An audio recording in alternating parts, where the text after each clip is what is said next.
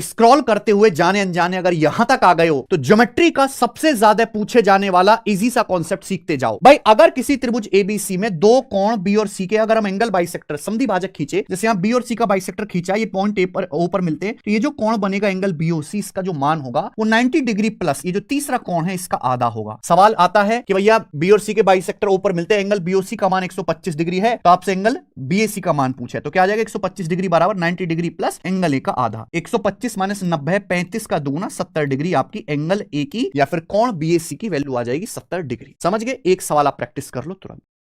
सभी साथी इस सवाल पे गौर करें। ये सवाल देखते ही हो जाएगा डायरेक्ट, फॉर्मूला याद करने की जरूरत नहीं है, फॉर्मूला भी घुमा फिरा के वही बात लगता है। भाई देखिए आप, यो कोण 125 है भैया, 90 से कितना फालतू है ये, 90 से 35 फालतू है, कुछ नहीं करना, 35 का दुगुना कर दो, आंसर आ जाएगा। क्लियर है? आपको क्या बात पता होना चाहिए, ये चीज आपको प्रैक्टिकल आनी चाहिए। सूत्र का इतना सहारा मत लो, कब तक याद करोगे, इतना सहारा मत लो भाई।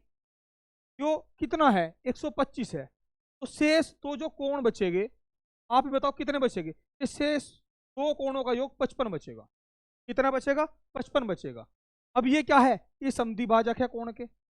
जब यो और यो 55 है और ये कोण के समद्वि भाजक है, यो और यो इसका दूना नहीं हो जाएगा कितना 110, यो और यो कोण कितना हो जाएगा 110 हो जाएगा, और टोटल कोण कितना हो गया है 180 हो गया है ये आपका ए बी सी। जब 110 यो और यो हो गया, वो कितना बचेगा 70 बचेगा। और आपको एक बात और बता दूं, ये कोण हमेशा 90 से फालतू बनता है। आप 90 या 90 से कम तो बना ही नहीं सकते इसको, इसीलिए डायरेक्ट हो जाता है कि 90 से कितना फालतू है उसका दुगुना कर दो। आप आपको दिखा दूंगा, ये 90 से कितना फालतू है, ये 90 से 35 फालतू है। अब शेष कितना बचा 180 होने में 55 बचा, जो 55 बचा उसका दुगुना हो जाता है तुरंत, फिर टोटल 180 में से होता है काम सारा। आगे 90 से, ये 90 से ऊपर 35 है, उससे आगे 180 तक चलता है नहीं चलता है, उससे आगे कितना है 35 है, बचा कितना 55, तो तुरंत 55 का दुगुना हो गया 110, और जो 35 था तो तुरंत दुगुना हो जाएगा, तो टोटल वो 180 बन जाओ तुरंत।